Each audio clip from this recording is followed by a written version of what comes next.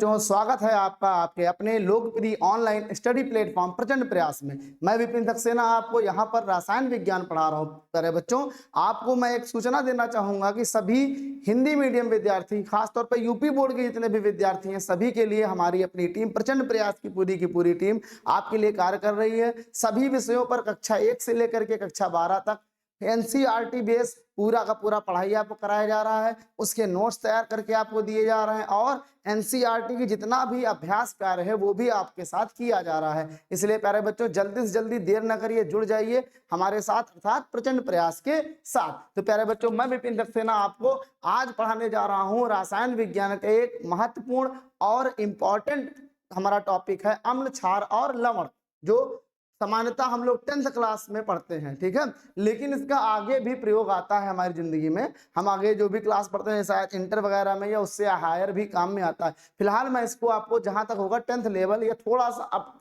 Level को आपको अभी मैं पढ़ाने वाला हूं। तो प्यारे बच्चों, हम जानते हैं कि अम्ल, क्षार और लवण, अभी तक हमारी चर्चाएं जो थी उससे आगे बढ़ के अब हम अपना आ गए हैं अम्ल, क्षार और लवण पे। तो प्यारे बच्चों, अगर हम किसी पदार्थ की रासायनिक क्रियाओं के हिसाब से अगर पदार्थ को देखें तो हमारा जो पदार्थ होता है मुख्यतः 4 प्रकार का होता है। ठीक है, यहाँ पर यह बताया गया कि अगर कोई भी पदार्थ हमारे पास है, खाद्य पदार्थ हो या कैसा भी हो, अगर देखा जाए रासायनिक अभिक्रियाओं के हिसाब से तो पदार्थ आपका मुख्यतः 4 प्रकार का होता है। कौन कौन सा? अम्ल, या तो वो अम्ल होगा या तो वो क्षार होगा। अम्ल नहीं है, क्षार नहीं है तो क्या होगा? उदासीन होगा। अगर उदासीन भी नहीं है तो क्या होगा? उभयधर्मी होगा। और अगर उभयधर्मी भी नहीं है तो अम्ल और क्षार से मिलकर बना होगा, वो क्या होगा? लवण होगा। तो प्यारे बच्चों, आपको सारी बातें बताई जाएंगी आपके टॉपिक में। पहली बात जो आती है अम्ल, क्या आती है? अम्ल। तो अब हम लोग जानते हैं अम्ल होता क्या है। अम्ल होता क्या है ये जानने के लिए प्यारे बच्चों हमें सबसे ज्यादा जरूरी है वो पहचानना कि अम्ल को हम कैसे पहचानते हैं। कैसे हम किसी पदार्थ को ये कह सकते हैं कि ये दिया हुआ पदार्थ हमारा क्या है? अम्ल है। अम्ल की पहचान कैसे हो पाएगी? ठीक है, तो वो क्या होता, ध्यान दीजिए। अगर हम क्या करें, किसी पदार्थ को, ध्यान दीजिएगा, पहचानने के कई तरीके होते हैं। एक व्यवहारिक तरीका, एक होता है वैज्ञानिक तरीका। किसी भी चीज को पहचानने के मुख्यतः अगर देखा जाए तो हमारे यहाँ 2 प्रकार के तरीके होते हैं। एक व्यवहारिक तरीका, व्यवहारिक मतलब जिसका प्रयोग हम अपनी असल जिंदगी में कर सकते हैं या नॉर्मली कर सकते हैं। ठीक है, एक होता है वैज्ञानिक तरीका। वैज्ञानिक तरीके के लिए हमको क्या होता है? कुछ वैज्ञानिक अपरेटस, सिस्टम और लेबोरेटरी की अर्थात प्रयोगशाला की आवश्यकता होती है। ठीक है, तो प्यारे बच्चों, हम जानते हैं पहले कि किन पदार्थों को हम अम्ल कहेंगे। तो हम ये जानते हैं प्यारे बच्चों, अगर बात की जाए तो हम ये कहेंगे कि जितने भी पदार्थ स्वाद में खट्टे लगे, कैसे लगे? खट्टे। उनको अगर हम चखें, खाएं, चाटें तो कैसे लगे? खट्टे लगे। तो अगर खट्टे लग रहे हैं तो इसका मतलब अम्ल है। ध्यान दीजिए प्यारे बच्चों, जितने भी पदार्थ आपको खाने में, खाद्य सामग्री चाटने में, खाने में या चाटने में खट्टी लगती है स्वाद में, तो इसका मतलब वो क्या है? अम्ल है। लेकिन समस्या हमारे पास ये है, कोई भी चीज हमारे पास रखी है, हमें पहचानना है अम्ल है कि क्षार है, तो डायरेक्ट खा के चाट के तो नहीं पहचान सकते। क्यों? क्योंकि जब मैं आपको संक्षारण पढ़ा रहा था तब मैंने बताया था अम्ल क्या होता है। अम्ल ऐसे पदार्थ होते हैं जिनकी वजह से संक्षारण होता है। मैंने आपको बताया था कि सिरका अम्ल है। सिरका कोई भी खट्टी चीज में अगर हम कोई हल्की फुल्की धातु की चीज, जैसे सेविंग वाली हमारी ब्लेड होती है, सिक्का भी हो सकते हैं, या आपकी सुई होती है जिससे आप कपड़े सिलते हैं, उसमें डाल दें, देखेंगे कुछ दिनों के बाद या कुछ समय के बाद उसमें गल जाएगा। नहीं गलेगा तो वो कमजोर अवश्य हो जाएगा। समझ में आ रही बात कि नहीं आ रही? इतनी बात आपको समझ में आई? तो क्या होता है, तो इस तरह से अम्ल कैसे होते हैं? संक्षारण करते हैं, कोरोसिव नेचर होता है इनका। तो कोरोसिव नेचर होने की वजह से अगर कोई पदार्थ हमको दिया, मान लो उसको हम चाट लें, या खा जाएं, पहचानने के लिए खट्टा है कि नहीं, तो क्या होगा? हो सकता है वो हमारे जुबान को छील दे, हमारे अंदर इसको छील दे, अंदर का जो हमारा जितना सिस्टम है, छोटी आंत, बड़ी आंत, जहां जहां वो छील दे, पेट के अंदर समस्याएं पैदा कर दे। इसलिए किसी भी चीज को डायरेक्ट हमें ये बताने के अम्ल या क्षार सावधानी बरतें, चख कर ना देखें। ठीक है, कि हमने कह दिया अम्ल स्वाद में खट्टे होते हैं, तो इसका मतलब ये हुआ कि जो पदार्थ हम खाते हैं अगर वो खट्टा लग रहा है तो इसका मतलब वो अम्ल है। लेकिन ये नहीं कि जिसको हमको चेक करना अम्ल या क्षार हम जानते भी नहीं, उसके बारे हम चाट लिए। ठीक है, वो नुकसानदायक है, डेंजरस है, इस बात का ध्यान रखिए। अब समस्या आई कि हम हर चीज चाट के नहीं देख सकते। तो फिर कैसे पहचानेंगे? तो प्यारे बच्चों, पहचानने के लिए हम कुछ विशेष चीजों का प्रयोग करते हैं। वो विशेष चीजें क्या होती हैं अगर ध्यान दिया जाए तो वो विशेष चीजें होती हैं सूचक। क्या होती हैं? सूचक। अब ये सूचक क्या बीमारी है, ये आपको अम्ल और क्षार के बाद पढ़ाई जाएगी। सूचक फिलहाल मैं आपको बात बता दे रहा हूं। सूचक का मतलब होता है सूचना देना। जैसे आप जब गाड़ी चलाते हैं आपको बाएं मुड़ना होता है, लेफ्ट इंडिकेटर जलाते हैं, दाएं मुड़ना होता है, दाहिना इंडिकेटर जलाते हैं। इससे ये पता चलता है कि आप इधर मुड़ेंगे या इधर मुड़ेंगे। ठीक है ना, समझ में आई बात? वैसे ही कुछ ऐसे पदार्थ होते हैं जिनकी सहायता से हम क्या करते हैं, पहचानते हैं कि हमको जो दूसरा पदार्थ दिया गया है वो अम्ल है या क्षार है। समझ में आई बात की नहीं? तो अब अम्ल की पहली पहचान क्या थी कि अम्ल स्वाद में सामान्यतः कैसे होते हैं, खट्टे होते हैं। हम ये कह सकते हैं, ध्यान दीजिए, हम ये कह सकते हैं सामान्यतः जितनी भी चीजों को हम खाते हैं वो हमको स्वाद में अगर खट्टी लगती हैं तो इसका मतलब वो क्या है, अम्ल। हाँ भैया सही कह रहे हो, अचार भी अम्ल है, नींबू का रस भी अम्ल है, इमली भी अम्ल है। ठीक है, जितने भी खट्टे पदार्थ आप खाते हो, साट्रिक अम्ल भी अम्ल है। ठीक है, वो सभी चीजें क्या हैं, दही माठा ये सब भी अम्ल ही है। इसीलिए कहा जाता है ज्यादा खट्टे पदार्थ ज्यादा ना खाएं, क्योंकि वो अंदर जा करके आपको नुकसान करते हैं, संक्षारण कर देते हैं। समझ में आया? तो पहली पहचान क्या है, स्वाद में खट्टे होंगे। दूसरी पहचान क्या है, ये देखिए बॉक्स यहाँ पर बना के रखा गया है दूसरी पहचान के लिए। ये क्या है, ये एक तरह का पेपर है जिसका नाम होता है लिटमस पेपर। तो अम्ल क्या करता है प्यारे बच्चों, अगर हमारे पास नीला लिटमस पेपर है उसको हम अम्ल में डुबोते हैं, जैसे यहाँ पर डुबा के दिखाया गया, तो कैसा हो जाता है, वो लाल हो जाता है। कैसा हो जाता है, लाल। तो दूसरी पहचान क्या हुई, अम्ल नीले लिटमस को लाल कर देता है। क्या कर देता है, नीले लिटमस को लाल कर देता है। तो दूसरी पहचान, मान लीजिए हमको कोई पदार्थ मिला और ये लिटमस पेपर बहुत सस्ता मिलता है, बहुत ज्यादा महंगा नहीं होता है, तो हम क्या करें, अपने पास लिटमस पेपर उठाएं, एक कागज उठाएं, उसको बोर दें। अगर नीला वाला बोरा और वो हमारा नीला वाला लिटमस किसमें बदल गया, लाल में बदल गया, तो हम कह देंगे ये पदार्थ क्या है, हमारा अम्ल है। दूसरी पहचान क्या, पहली पहचान अम्ल स्वाद में खट्टे होते हैं, लेकिन हर चीज को हम स्वाद लेके नहीं बताते, डेंजरस होता है। फिर दूसरी पहचान क्या, अम्ल नीले लिटमस पेपर को लाल कर देते हैं। क्या कर देते हैं, अम्ल में अगर हम नीला लिटमस पेपर डाल दें तो नीला लिटमस पेपर कैसा हो जाता है, लाल हो जाता है। तीसरी पहचान जो सबसे सटीक पहचान मानी जाती है, तो हम ये कहेंगे अम्ल का पीएच मान 7 होता है। कितना, सॉरी, अम्ल का पीएच मान 7 से कम होता है। कितना होता है, 7 से कम होता। अब बच्चे ये कहेंगे सर 7 से ज्यादा किसका होता, उसकी बात हम करेंगे, अभी पहले जितनी बात कर रहे हैं उतनी पर ध्यान दीजिए। ठीक है, 7 से ज्यादा किसका होता है, ये बात भी चर्चा का विषय, ये भी हम आपको बताएंगे। ठीक है, या 7 किसका होता है, ये भी चर्चा का विषय है, ये भी हम आपको बताएंगे। समझ में आई बात कि नहीं? तो अभी ये जानो कि वे पदार्थ जिनका पीएच मान 7 से कम होता है, कितना होता है, 7 से कम होता है, वो भी अम्ल है। तो क्या पहचान लें हम, पहली पहचान अम्ल की कि अगर हम चख लें, अगर खाने वाला पदार्थ हमारा है खट्टा है तो इसका मतलब अम्ल है। अगर हम चख नहीं सकते हैं, कोई अनजान पदार्थ है, तो क्या करें, लिटमस पेपर डालें। कैसा लिटमस पेपर डालें, नीला वाला। अगर हमने नीला लिटमस पेपर डाला इसकी तरह, वो लाल हो गया, इसका मतलब क्या है, अम्ल है। और अगर नीला डाला लाल नहीं हुआ तो इसका मतलब अम्ल नहीं है। फिर अगर हमारे पास बड़ी बड़ी लेबोरेटरी में एक स्केल होती है, उसको बोलते हैं पीएच स्केल, एक तरह का इंस्ट्रूमेंट होता है, तो अगर उसका मान हम वहां पर निकालते हैं, उस संगणक पे अपनी गणना करते हैं और उसका मान 7 से कम आता है, तो हम कह सकते हैं ये क्या है, ये हमारा क्या है प्यारे बच्चों, ये पदार्थ अम्ल है। चलिए और कुछ पहचान आपको बताता हूं। मान लीजिए आपके पास लिटमस पेपर नहीं है, मान लीजिए आपके पास पीएच स्केल नहीं है और आप चख कर भी नहीं बता सकते हैं, तो उसके बाद भी बहुत से ऑप्शन हैं आपके पास। क्या ऑप्शन है, ध्यान दीजिएगा। अगर मान लीजिए क्या होता है आपके पास फिनाप्थेलीन क्या होता है, एक तरह का फिनाप्थेलीन एक तरह का कृत्रिम सूचक होता है। इसकी सहायता से अम्ल पहचानते हैं। ये कैसा होता है, ये जैसे अम्ल में डालते हैं फिनाप्थेलीन रंगहीन हो जाता है, अर्थात पानी की तरह हो जाता है। समझ में आ रही बात कि नहीं आई? फिर अगर बात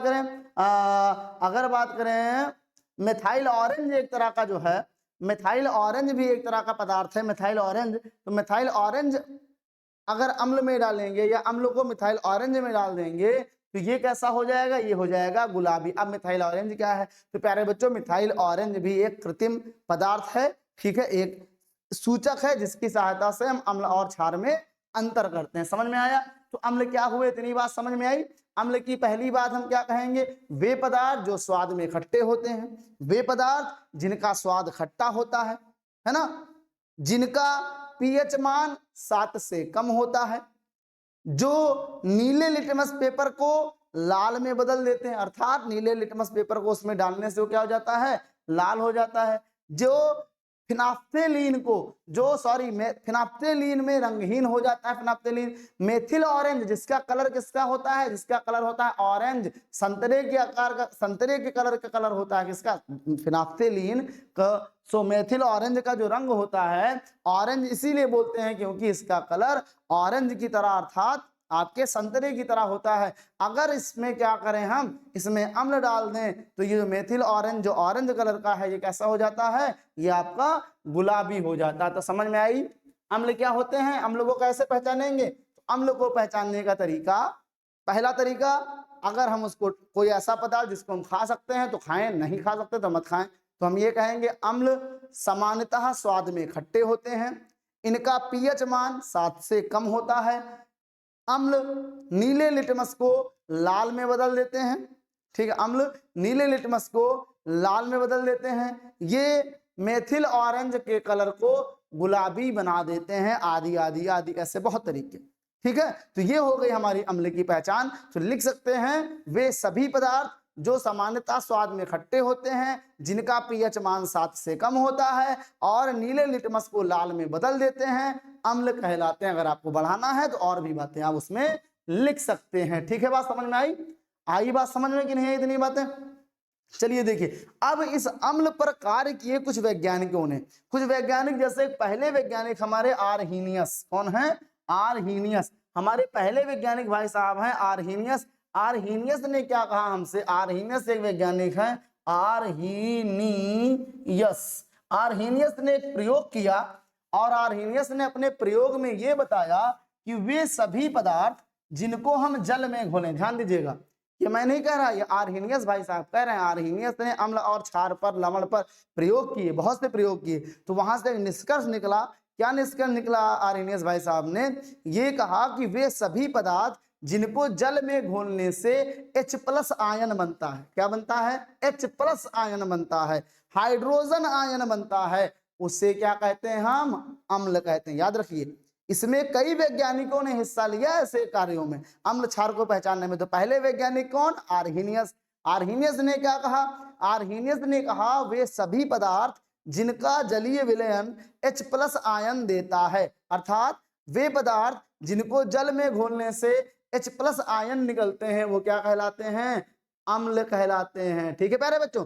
अब बात की जाए तो ये भी तो हो सकता है कोई ज्यादा H+ निकालेगा, कोई कम अम्ल H+ निकालेगा, कोई तेजी से निकालेगा, कोई धीमे से निकालेगा, ठीक है। तो यहाँ पर क्या बताया आर्हीनियस भाई साहब ने, जिस पदार्थ से जितनी ज्यादा मात्रा में H+ निकल रहे हैं या जितनी जल्दी H+ निकल रहे हैं, इसका मतलब वो उतना ही प्रबल अम्ल है, ठीक है। जिससे जितना कम निकल रहे हैं, धीरे धीरे निकल रहे हैं, वो उतना ही दुर्बल अम्ल है। तो क्रियाशीलता के आधार पर यहाँ पर अम्ल को अब 2 पार्ट में डिवाइड कर दिया गया। पहला, जिन अम्लों में H+ आयन जल्दी से जल्दी निकले, ज्यादा से ज्यादा निकले, वो अधिक क्रियाशील हो गए, है ना, ज्यादा सक्रिय हो गए। जिनमें क्या हो, कम मात्रा में निकले या धीरे निकले, वो कम क्रियाशील हो गए। समझ में आई बात अम्ल की नहीं है। तो देखिए जरा, आर्हीनियस भाई साहब ने क्या कहा कि वे सभी पदार्थ जिनका जलीय विलयन, या वे सभी पदार्थ जिनको यदि हम जल में घोलते हैं और हमको H+ आयन मिलता है, वो क्या है, अम्ल है। जरा देख लीजिए कैसे,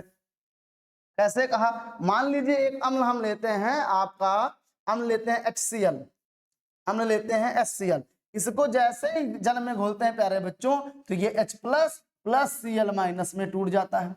अगर ये H+ देखो निकला कि नहीं निकला, H+, ये H+ निकला, इसी से पहचान हुई कि HCl क्या था, अम्ल था आर्हीनियस भाई साहब के अनुसार। आर्हीनियस हमारे एक मित्र हैं, आर्हीनियस हमारे मित्र थे, उन्होंने क्या बताया, उन्होंने बताया वे सभी पदार्थ जिनके जलीय विलयन में H+ आयन निकलते हैं क्या कहलाते हैं, अम्ल कहलाते हैं। और जितनी ज्यादा मात्रा में H+ निकले, जितनी तेजी से H+ निकले, इसका मतलब वो उतना प्रबल अम्ल है। और जिसमें H+ की मात्रा कम निकले, धीरे धीरे निकले, इसका मतलब वो दुर्बल अम्ल है, कमजोर अम्ल है। समझ में आया। फिर क्या बताया गया यहाँ पर, जो ये H प्लस आयन होते हैं प्यारे बच्चों, जरा और डिटेल में इनको हम देखना चाहें तो क्या हुआ, मान लीजिए HCl था आपके पास, HCl था, इसको क्या किया आपने, जल में घोल दिया, H2O में इसको आपने घोल दिया, इससे बना क्या प्यारे बच्चों, इससे बना H प्लस आयन और Cl माइनस आयन, ठीक है। लेकिन यही H प्लस आयन प्यारे बच्चों इस वाले वाटर, देखिए जो H प्लस था, जो H प्लस आपने निकाला, इसने इस वाटर से अब क्रिया कर ली, जल से अब क्रिया कर ली, तो क्या बन गया, H3O प्लस, इसको बोलते हैं हाइड्रोनियम आयन, ठीक है ना। H3O+ भी बन सकता है। तो कुछ जगह पर आपको बताया गया होगा कि आर्हेनियस के अनुसार वे सभी पदार्थ जिनके जलीय विलयन में हाइड्रोनियम आयन अर्थात H3O+ प्राप्त होता है वो क्या कहलाते हैं, अम्ल कहलाते हैं। कुछ जगह आपको बताया गया होगा वे सभी, आर्हेनियस के अनुसार वे सभी पदार्थ जिनका जलीय विलयन में H+ निकलता है क्या कहलाते हैं, अम्ल कहलाते हैं। समझ में आई बात की नहीं आई, समझ में आई इतनी बात की नहीं आई, ठीक है।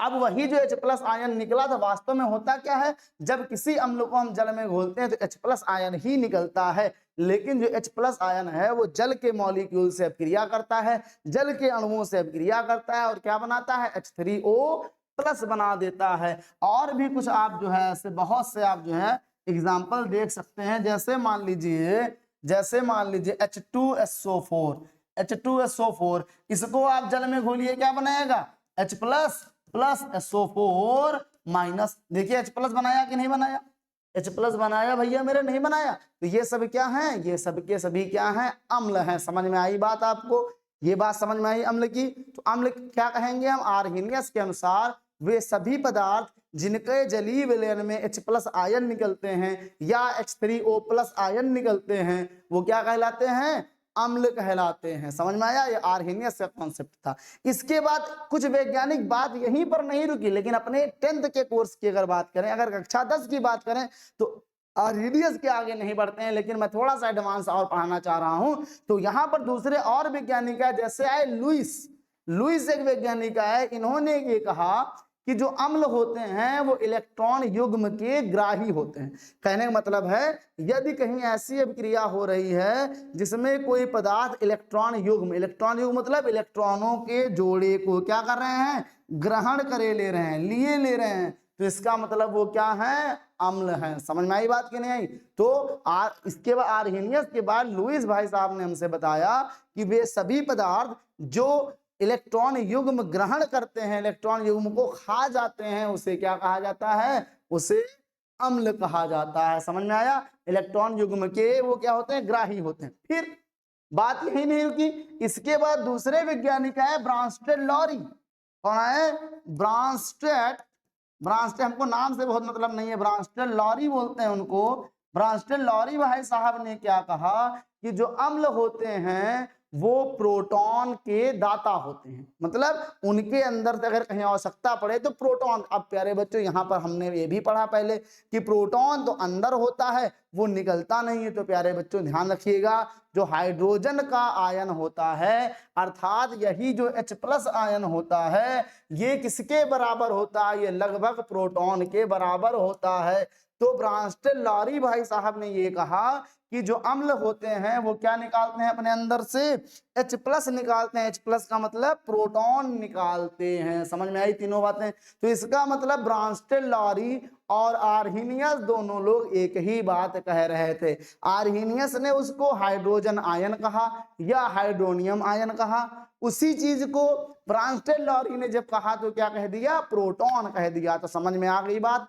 अम्ल आपके भेजे में घुसा, क्या होता है जानिए फिर से एक बार। अम्ल वे सभी पदार्थ जो स्वाद में खट्टे हों, जिनका पीएच मान 7 से कम हो, जिनका पीएच मान 7 से कम हो, जो नीले लिटमस को लाल में बदलने की ताकत रखते हों, जो मिथाइल ऑरेंज के ऑरेंज कलर को कैसा बना सकते हो, बैंगनी बना सकते हो, क्या कहलाते हैं, अम्ल कहलाते हैं। अगर अम्ल की पहचान हम आर्हेनियस के अनुसार करें तो आर्हेनियस भाई साहब ने हमसे क्या कहा, वे सभी पदार्थ जिनके जलीय विलयन में H+ आयन निकलता है जो कि जल से अपक्रिया करके H3O+ बना देता है, वो क्या कहलाते हैं, अम्ल कहलाते हैं। जैसे हाइड्रोक्लोरिक अम्ल HCl, H2SO4, सल्फ्यूरिक अम्ल CH3COOH, एसिटिक अम्ल, ये सब क्या है आपके अम्ल है। समझ में आ रही बात कि नहीं है?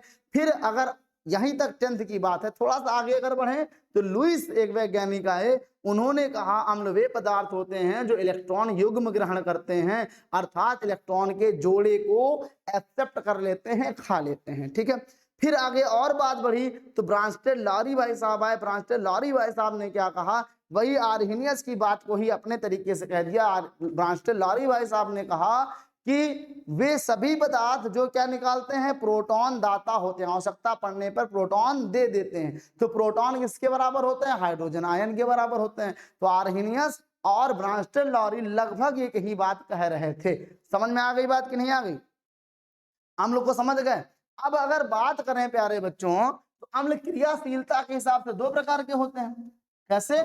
एक होते हैं ज्यादा क्रियाशील, जिनको हम बोलते हैं प्रबल अम्ल। अभी मैंने आपको बताया अगर क्रियाशीलता के हिसाब से इस अम्ल को डिवाइड करें तो अम्ल आपके दो प्रकार के होते हैं। एक होते हैं प्रबल अम्ल, क्या होते हैं, प्रबल अम्ल।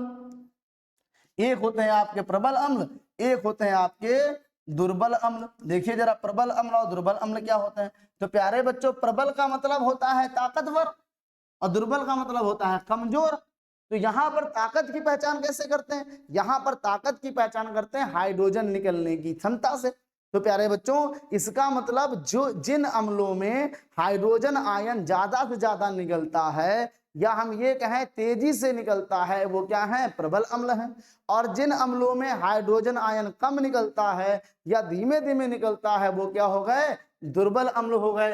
तो प्रबल अम्ल और दुर्बल अम्ल ये किस हिसाब से, अब क्रियाशीलता के हिसाब से हमने अम्ल को दो पार्ट में हम डिवाइड कर सकते हैं, प्रबल अम्ल और दुर्बल अम्ल। तो प्रबल अम्ल का मतलब जिनका जलीय विलयन ज्यादा से ज्यादा हाइड्रोजन आयन निकालता है और तेजी से निकालता है, क्या कहलाते हैं, प्रबल अम्ल कहलाते हैं। ठीक है, जिनका विलयन, जिन अम्लों के विलयन में हाइड्रोजन आयन निकलता तो है लेकिन धीमे धीमे निकलता है या कम निकलता है वो क्या कहलाते हैं, दुर्बल अम्ल कहलाते हैं। चलिए ये तो हो गई क्रियाशीलता के आधार पर। अब अगर इनको और डिवाइड करें इनके प्रकृति के आधार पर, इनके नेचर के आधार पर डिवाइड करें तो प्यारे बच्चों आपके अम्ल जो होते हैं अगर हम इनकी प्रकृति के आधार पर, अम्लों के नेचर के आधार पर अगर इनको हम पार्ट में करें तो ये दो प्रकार के होते हैं। एक होते हैं कौन से, कार्बनिक अम्ल, कार्बनिक अम्ल, और एक होते हैं खनिज अम्ल।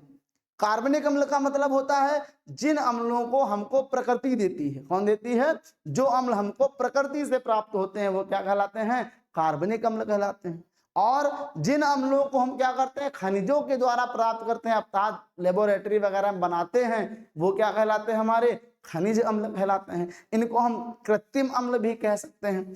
अब प्यारे बच्चों अब ये जानिए कि आखिर कार्बनिक अम्ल अर्थात प्रकृति से प्राप्त होने वाले अम्ल कौन कौन से हैं। तो प्यारे बच्चों आपने नींबू खाया, आपने संतरा खाया, आपको स्वाद में खट्टा लगा कि नहीं लगा?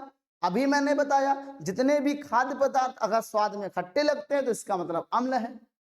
अब ये नहीं कि सब में एक ही अम्ल है, अम्ल भी अलग अलग होते हैं। ठीक है, आपने क्या खाया, आपने नींबू खाया, आपने संतरा खाया, खट्टा ऐसा, इसका खट्टा दूसरी तरह का होता है, इमली का खट्टा दूसरी तरह से होता है, टमाटर का खट्टा दूसरी तरह से होता है ना, आम अमिया का खट्टा दूसरी तरह, सबका अलग अलग खटास होता है। इसका मतलब है तो सभी अम्ल लेकिन सब अलग अलग प्रकार के अम्ल हैं। समझ में आई बात कि नहीं आई बात समझ में? तो जो प्रकृति से पदार्थ हमको प्राप्त हो रहे हैं, प्रकृति से खट्टे पदार्थ प्राप्त हो रहे हैं, इसका मतलब उसमें प्रकृति ने ही अम्ल डाल दिया है। और वो सभी अम्ल जो हमको हमारे प्रकृति से खाने वाले पदार्थों से मिलते हैं वो क्या कहलाते हैं, कार्बनिक अम्ल, या उनको हम प्राकृतिक अम्ल कह सकते हैं। तो जैसे हम लोग जब नींबू खाते हैं, सिरका खाते, वो सॉरी नींबू खाते हैं या संतरा खाते हैं तो उसकी खटास लगभग एक जैसी होती है। तो प्यारे नींबू और संतरे में जो अम्ल होता है वो होता है आपका कौन सा अम्ल, सिट्रिक अम्ल। कौन सा अम्ल होता है, याद रख लीजिए, नींबू संतरे में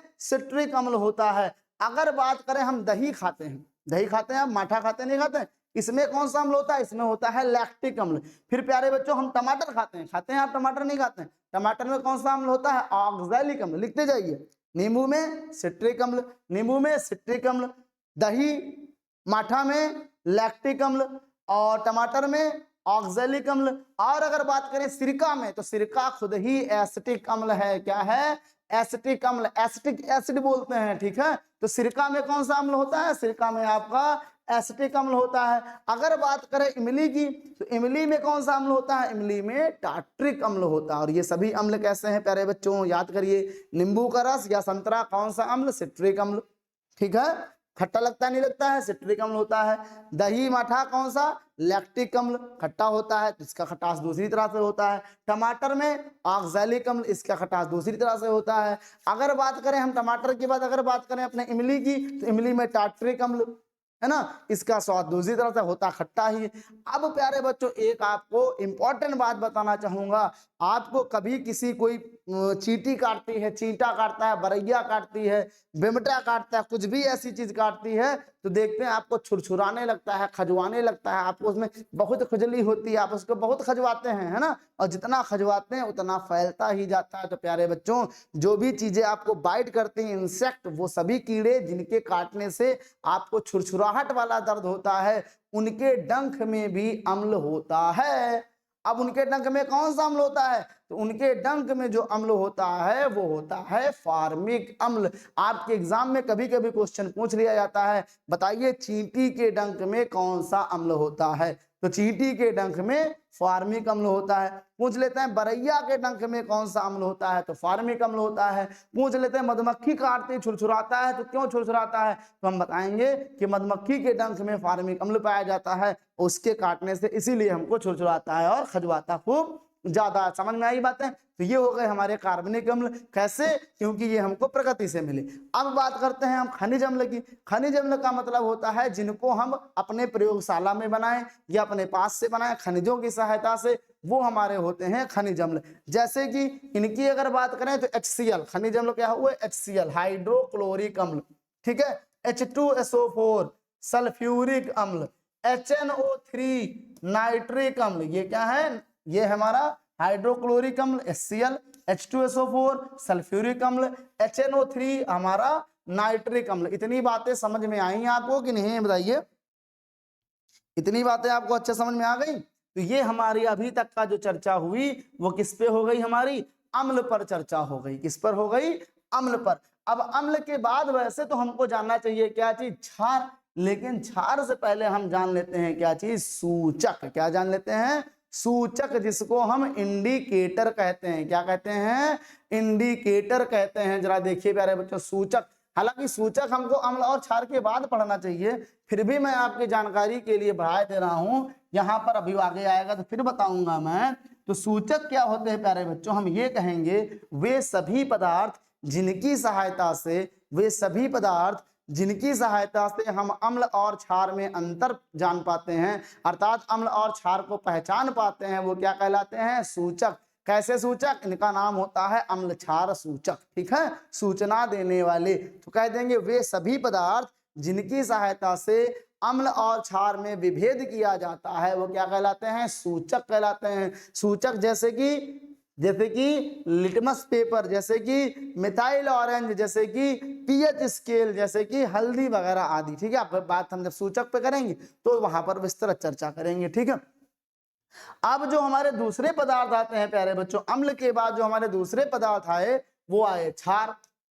अब जरा ध्यान दीजिए क्षार क्या होते हैं। तो प्यारे बच्चों जिस तरह से हमने जब ऑक्सीकरण समझ लिया था तो अपचयन समझना आसान हो गया था, उसी प्रकार से अगर हमने अम्ल समझ लिया है तो क्षार समझना आसान हो गया। ध्यान दीजिए, अम्ल में आपसे क्या कहा गया था?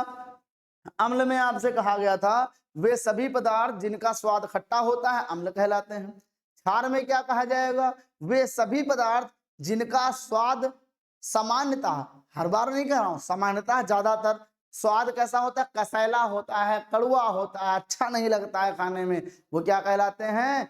क्षार कहलाते हैं। समझ में आई बात? वे सभी पदार्थ जिनका स्वाद हल्का तीखा होता है, कसैला होता है, क्षार कहलाते हैं। फिर समस्या आई कि अगर हमको पहचानना है कोई सामान हमको दी है अच्छा रहे कि नहीं, तो उसको खा के तो टेस्ट करके तो जान नहीं सकते। क्यों? क्योंकि टेस्ट करना हमारे लिए नुकसानदायक हो। क्यों? अब बताइए, जैसे आप निरमा इस्तेमाल करते हैं, कपड़ा धोने वाला, वॉशिंग पाउडर, तो वॉशिंग पाउडर क्या है मेरे बच्चों? वॉशिंग पाउडर एक क्षार है। और अगर उसको खा लो टेस्ट करने के लिए, पहचानने के लिए क्षार है कि नहीं, तो क्या होगा? आपका मुंह धो जाएगा, हो सकता है पेटो साफ हो जाए। ठीक है, नुकसान करेगा ना, इसलिए खा नहीं सकते ना। तो कोई पदार्थ दिया है तो उसको डायरेक्ट अगर खाने वाला है उसको रेगुलरली हम खाते हैं तो खा सकते हैं, लेकिन जिसको नहीं खाते हैं या जिसके बारे में नहीं जानते हैं तो उसको डायरेक्ट तो फाँक लेंगे नहीं, चाट तो लेंगे नहीं हम, नुकसान कर सकता है ना, इट इज डेंजरस हो सकता है। तो क्या हुआ प्यारे बच्चों, तो क्षार का मतलब हुआ वे सभी पदार्थ जो सामान्यतः क्या होते हैं, स्वाद में तीखे होते हैं, कसैले होते हैं, क्षार कहलाते हैं। लेकिन टेस्ट नहीं कर सकते तो और कुछ बातें हैं। अगर हम उसको टेस्ट नहीं कर सकते हैं तो हम उसको इस्तेमाल करेंगे अपना कोई एक तरीका क्या होगा, जरा देखिए प्यारे बच्चों, मैं बताता हूँ आपको कैसे हम इस्तेमाल करेंगे इसको।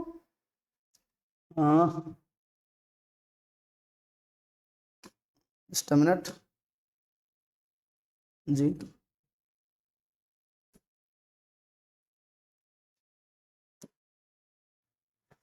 एक मिनट में बता रहा हूं मैं आपको।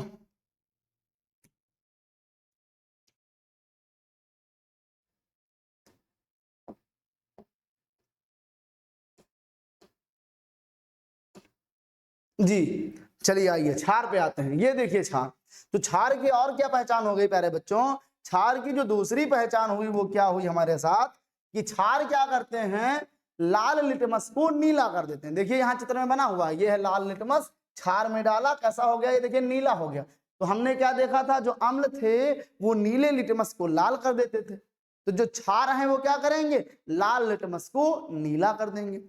फिर अगर हम पीएच की बात करें तो जो अम्ल थे उनका पीएच मान 7 से कम था, तो जो क्षार होंगे उनका पीएच मान 7 से ज्यादा होगा। समझ में आई बात, इतनी बात समझ में आई। तो अब क्षार को डिफिनेशन कर दो, कैसे कहोगे, वे सभी पदार्थ जो स्वाद में सामान्यतः तीखे या कसैले होते हैं, जो नीले लिटमस पेपर को लाल लिटमस पेपर को नीला कर देते हैं। नीले को लाल कौन करता है, अम्ल, ये क्या करते हैं, लाल को नीला कर। ध्यान दीजिएगा, ये बात थोड़ा सा कंफ्यूजिंग, इसलिए एक को याद रखते हैं, दूसरा ऑटोमेटिक दिमाग बना लेते हैं, ठीक है।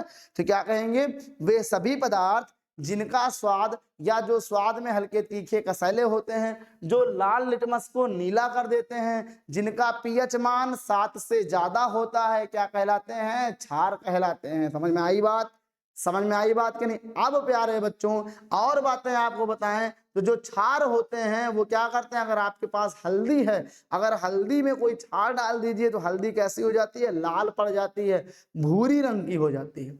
जैसे प्यारे बच्चों अगर मान लीजिए आपके पास कोई सफेद कपड़ा है, उसमें हल्दी का दाग लग गया, हल्दी गिर गई है, आप उससे जैसे ही आप क्या करते हैं, डिटर्जेंट में अर्थात वॉशिंग पाउडर में आप धोते हैं, वो कपड़ा हल्का सा भूरा हो जाता है। क्यों, क्योंकि वॉशिंग पाउडर आपका जो होता है वो क्या होता है, क्षार होता है। साबुन जो होता है क्या होता है, आपका क्षार होता है। समझ में आ गई बात कि नहीं। तो साबुन और इसको टेस्ट नहीं करने लगना क्षार बताने के लिए, ठीक है, नहीं नुकसान कर जाएगा। ठीक समझ में आई बात कि नहीं। तो क्या कहते हैं, जो आपका क्षार होता है वो हल्दी को क्या कर देता है, हल्दी को हल्का भूरा ब्राउन या लाल कह सकते हो कर देता है। और क्षार क्या करता है प्यारे बच्चों, क्षार जो होता है, जो हमारा मिथाइल ऑरेंज होता है, इसको पीला कर देता है। कैसा था वो, ऑरेंज कलर का था, उसको क्या कर देता है, भगवे कलर से उसको पीले कलर में बदल देता है, एक्स्ट्रा और बातें, ठीक है। अब जिस तरह से 3 वैज्ञानिक हमने बात किए थे, आर्हीनियस, लुईस और ब्रांस्टेड लॉरी, कहां पर बात किया था हमने, इनकी बात हमने की थी हमारे अम्ल में, ठीक है। तो क्षार में भी ये आते हैं, क्षार में भी आए। क्षार में आर्हीनियस भाई साहब ने प्रयोग किया, और क्या बताया आर्हीनियस भाई साहब ने हमसे बताया, आर्हीनियस। भाई यहाँ पर हमारे स्पेलिंग का महत्व नहीं है, हमारे द्वारा कही गई बातों का महत्व, इसलिए अगर हमारी स्पेलिंग कोई मिस्टेक हो जाती है तो वो क्षमा पात्र है, ठीक है, वो क्षमा के लायक है। या ध्यान नहीं देते हैं कि हम लोग यार रसायन विज्ञान के मास्टर है ना, तो हमें ना इंग्लिश और हिंदी के मास्टर तो है नहीं कि बहुत ज़्यादा स्पेलिंग ध्यान, अगर स्पेलिंग मिस्टेक होती है तो उसको फॉरगेट करके जो मैं कहना चाह रहा हूँ उस बात को ध्यान दीजिएगा, ठीक है। तो ध्यान देने वाली बात ये है कि आर्हीनियस भाई साहब ने हमसे अम्ल के बारे में चर्चा किया था, और हमसे क्या बताए थे कि वे सभी पदार्थ जिनका जलीय विलयन क्या निकालता है, जिनका जलीय विलयन H+ निकालता है, क्या निकालता है, H+ निकालता है, जो कि बाद में H3O+ बन जाता है, वो क्या कहलाते हैं, वो अम्ल कहलाते हैं। वैसे ही आर्हीनियस भाई साहब ने कहा कि वे सभी पदार्थ जिनके जलीय विलयन में OH- निकलता हो, क्या निकलता हो, OH- निकलता हो, वो क्या कहलाते हैं, क्षार कहलाते हैं। तो क्या कहेंगे हम कहेंगे वे सभी पदार्थ जिनके जलीय विलयन से क्या निकले, जिनके जलीय विलयन में या जिनको हम जल में जब घोले तो उनके अंदर से OH माइनस निकलने लगे, वो क्या कहलाते हैं, क्षार कहलाते हैं। समझ में आई बात, आई बात। अब अगर क्रियाशीलता पे डिवाइड करें, जैसे अम्ल को हमने डिवाइड किया था वैसे क्षार को कर सकते हैं। एक होते हैं प्रबल क्षार, एक होते हैं दुर्बल क्षार। तो प्यारे बच्चों, जिनको जल में घोलने पर OH माइनस ज्यादा निकलने लगे और तेजी से निकलने लगे, वो क्या हो गए, प्रबल क्षार हो गए। और जिनको जल में घोलने से क्या है, OH माइनस निकले तो लेकिन कम निकले या थोड़े मात्रा में निकले, वो क्या होते हैं आपके, वो दुर्बल क्षार हो गए। समझ में आई बात की नहीं आई। तो क्या कहा आर्हेनियस भाई साहब ने, अगर आर्हेनियस भाई साहब की माने तो हम ये कहेंगे वे सभी पदार्थ जिनको जल में घोलने से उनमें से OH माइनस आयन हमको प्राप्त हो, OH माइनस आयन निकले, उसे क्या कहेंगे हम लोग, क्षार कहेंगे। अगर H प्लस आयन निकले तो क्या कहेंगे, अम्ल कहेंगे। तो अगर आर्हेनियस की बात एक साथ में कहें तो हम कहेंगे आर्हेनियस के अनुसार वे सभी पदार्थ जिनको जल में घोलने से H प्लस आयन बनते हैं अम्ल कहलाते हैं, वे सभी पदार्थ जिनको जल में घोलने से OH माइनस आयन बनते हैं क्षार कहलाते हैं। अब आर्हेनियस भाई साहब ने क्रियाशीलता जैसे कुछ एग्जाम्पल देख लीजिए यहाँ पर आर्हेनियस वाले में। एग्जाम्पल जैसे कि NaOH, NaOH क्या है, सोडियम हाइड्रोक्साइड, एक यौगिक है। ये कैसा होता है, क्षारीय होता है। इसको जैसे ही अपन लोग जल में घोलते हैं ये दो पार्ट में टूट जाता है। कैसे, Na प्लस और प्लस आपका Na प्लस प्लस आपका OH माइनस। ध्यान दीजिए, Na प्लस और OH माइनस। देखिए OH माइनस आया कि नहीं आया। तो आर्हेनियस ने यही तो कहा था OH माइनस निकलना चाहिए। तो NaOH से OH माइनस निकला कि नहीं निकला, इसका मतलब NaOH क्या है, क्षार है। KOH देख लो, KOH पोटेशियम हाइड्रोक्साइड, इसको जल में घोलो, जैसे इसको जल में घोलोगे K plus plus OH minus आपका बाहर आ जाएगा। इसका मतलब ये भी क्या है, क्षार है। ध्यान दीजिए, ये भी क्या है, क्षार है। ठीक है ना, समझ में आई बात की नहीं। तो क्या कहा आर्हेनियस ने, वे सभी पदार्थ जिनको जल में घोलने से OH माइनस निकलता है क्या कहलाते हैं, क्षार कहलाते हैं। अब अगर और बात करें तो यहाँ पर भी हमारे लुईस भी आए और ब्रांस्टेड-लॉरी भी आए। तो जो बातें लुईस ने अम्ल में कही थी उसका अपोज कर दो, क्षार हो गए। जो बातें ब्रांस्टेड-लॉरी ने अम्ल में कही थी उसका अपोज कर दो, क्या हो गए, क्षार हो गए। समझ में आई बात की नहीं आई। तो लुईस भाई साहब ने वहां क्या कहा था कि जो अम्ल होते हैं वो इलेक्ट्रॉन युग्म ग्रहण करते हैं। यहाँ क्या कहेंगे, जो क्षार होते हैं वो इलेक्ट्रॉन युग्म देते हैं। ब्रांस्टेड-लॉरी ने क्या कहा था, जो अम्ल होते हैं वो H प्लस अर्थात प्रोटॉन देते हैं। तो क्षार क्या होते हैं, जो H प्लस अर्थात प्रोटॉन ग्रहण करते हैं। तो लुईस ने कहा कि जो वे पदार्थ जो इलेक्ट्रॉन युग्म क्या करते हैं, देते हैं, या इलेक्ट्रॉन युग्म देते हैं, वो क्या कहलाते हैं, वो कहलाते हैं क्षार। ठीक है। ब्रांस्टेड-लॉरी भाई साहब ने कहा कि जो पदार्थ हाइड्रोजन या प्रोटॉन ग्रहण करें वो क्या कहलाते हैं, क्षार कहलाते हैं। तो प्यारे बच्चों, हमारी जो चर्चा हुई वो किस पे हुई, अम्ल पर हुई और क्षार पर हुई। उम्मीद करते हैं अम्ल और क्षार आपको समझ में आया। आगे की बातें सूचक, लवण, और आपको बताएं उदासीनीकरण अभिक्रिया या उदासीन जो चीजें होती हैं या उभयधर्मी होती हैं, उन पर चर्चा हम अपने आने वाले वीडियो में करेंगे प्यारे बच्चों। तब तक के लिए आप बने रहिए प्रचंड प्रयास के साथ। एक सूचना ये है कि प्रचंड प्रयास आप सभी यूपी बोर्ड हिंदी मीडियम के बच्चों के लिए कक्षा 1 से लेकर कक्षा 12 तक के सभी विषयों पर बहुत ही अनुभवी और कुशल अध्यापकों के द्वारा आपको पढ़ाया जा रहा है। और पूरी की पूरी प्रचंड प्रयास की टीम आपके लिए कार्य कर रही है, नोट्स बना रही है और आपको सभी पूरी NCERT सॉल्व करके दे रही है। ठीक है, इसलिए जल्दी से जल्दी ज्यादा मात्रा में प्रचंड प्रयास से आप लोग जुड़ते रहिए, हमारा भी स्वाभिमान बढ़ाते रहिए प्यारे बच्चों। उम्मीद करते हैं आपको आज की वीडियो समझ में आई, आज के लेक्चर समझ में आया। अगर लेक्चर समझ में आया तो वीडियो को लाइक करिए, शेयर करिए, सब्सक्राइब करिए अगर चैनल नहीं सब्सक्राइब किए हैं। प्यारे बच्चों, अपनी बात को यही समाप्त करता हूं। तब तक के लिए फिर मिलते हैं अगले वीडियो में। स्वस्थ रहिए, मस्त रहिए। जय हिंदी, जय हिंदुस्तान।